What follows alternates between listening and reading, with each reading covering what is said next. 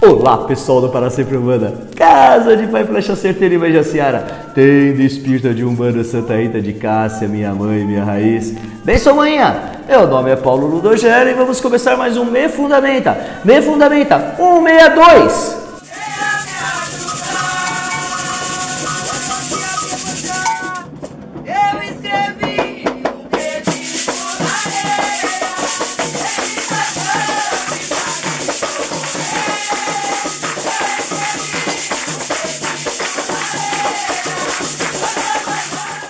Sejam bem-vindos ao Me Fundamenta 162.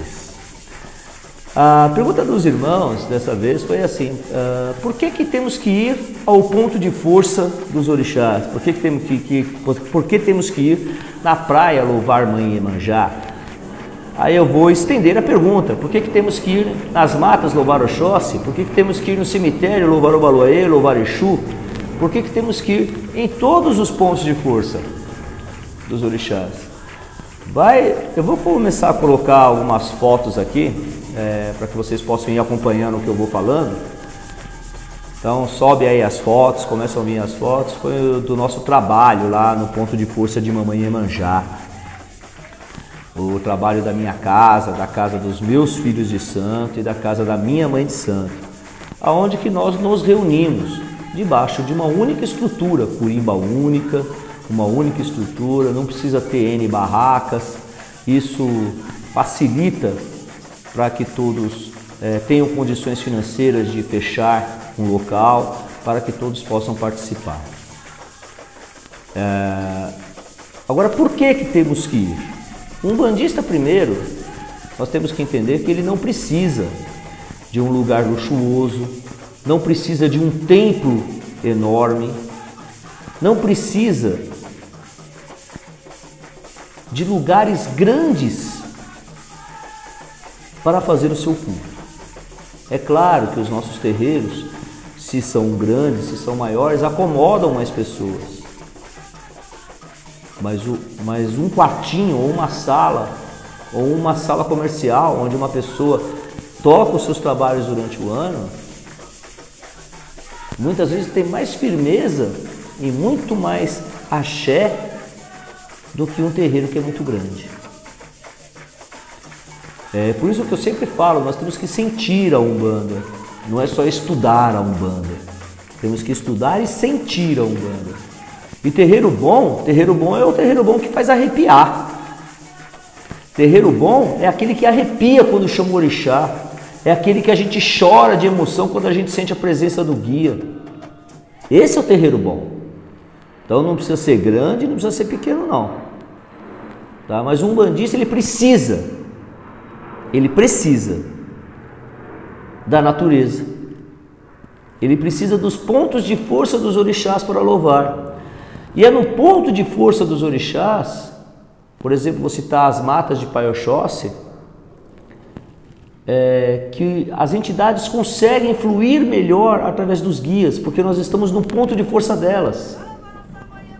Ali existe toda uma emanação energética, de energia dos orixás, que nos ajudam também, além de desenvolver mediunicamente, nos ajuda também a limpar a nossa aura espiritual, só de estar no ponto de força da natureza.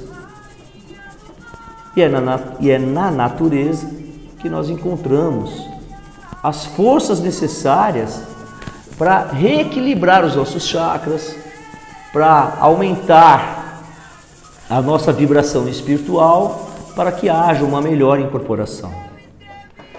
Então o umbandista precisa desses pontos de força. Mas nós não temos numa cidade urbana, por exemplo, como São Paulo. Nós não temos. Tem gente que tem condições de estar todo final de semana no ponto de força da natureza. Nós não temos. E a própria dinâmica do trabalho espiritual necessita que tenha uma sala, que tenha um quadrado ou um galpão, para que as pessoas possam vir e ser atendidas. Mas é no ponto de força da natureza que um umbandista se reencontra com o seu eu interior e se reencontra com as suas forças espirituais. Então, nos trabalhos de Mãe Iemanjá que nós fazemos lá na praia, Nós tocamos a noite inteira, cantando para todos os orixás. Sim, nós cantamos para todos os orixás. Tocamos para as linhas de trabalho. E quando o dia está amanhecendo, nós vamos entregar as nossas oferendas para a Mamãe Iemanjá. E nessas oferendas consta também o nosso amor por aquele orixá, a nossa fé, o nosso comprometimento espiritual, a nossa ética espiritual. Eu sempre falo que ética é conviver com a verdade. E falo, ética é aquilo que você faz na frente da pessoa.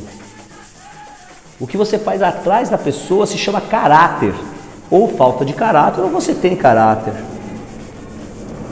Então é nesse momento que nós temos que ir ao ponto de força da natureza e mostrarmos a nossa fé para a nossa mãe. É muito importante nós irmos nas festas de Iemanjá, nas festas de Oxóssi, nas matas. A tenda Santa Rita da minha mãe, esse ano nós não fizemos, no ano de 2016 nós não fizemos, mas nós já fizemos uma gira de Exu dentro do cemitério, com autorização da prefeitura, com todas as autorizações devidas, dentro do cemitério. E lá nós encontramos a falange do cemitério. Pedimos a bênção ao Pai Obaloaê no Cruzeiro, pedimos a bênção à Mãe Iaçã das Almas, ao Pai Omulu, ao Umegê. E lá nós encontramos as forças também, para que possa nos descarregar energeticamente e nos reequilibrar. Por isso que nós temos que ir no ponto de força da natureza. Não é só levar a oferenda, é se encontrar com o pai, com a mãe e com as forças que nos sustentam. É se encontrar com o nosso eu interior. Quando você fita os olhos no oceano e vê aquela linha lá no fundo, lá que não é o fundo, né? Que o oceano se expande muito mais.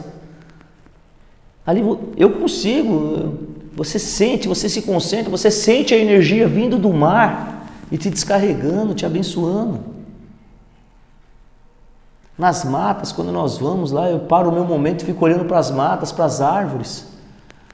Ali eu sinto, na cachoeira de Mamãe Oxum, eu me concentro, peço as bênçãos para a manhinha ali e recebo as bênçãos.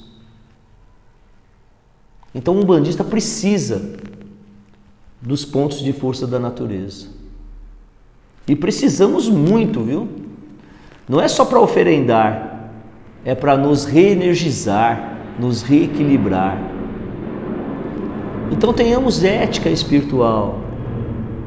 Reserve um tempo da sua vida para você poder ir também ao ponto de força do orixá e saudar a sua mãe, o seu pai, as suas forças espirituais. Por que as suas forças espirituais, Paulo? Simples.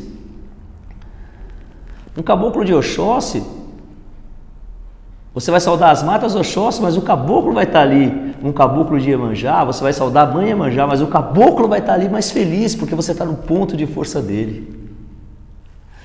Tá bom? Então tá aí, meus irmãos. Mais um Me Fundamenta. 162. Abraço!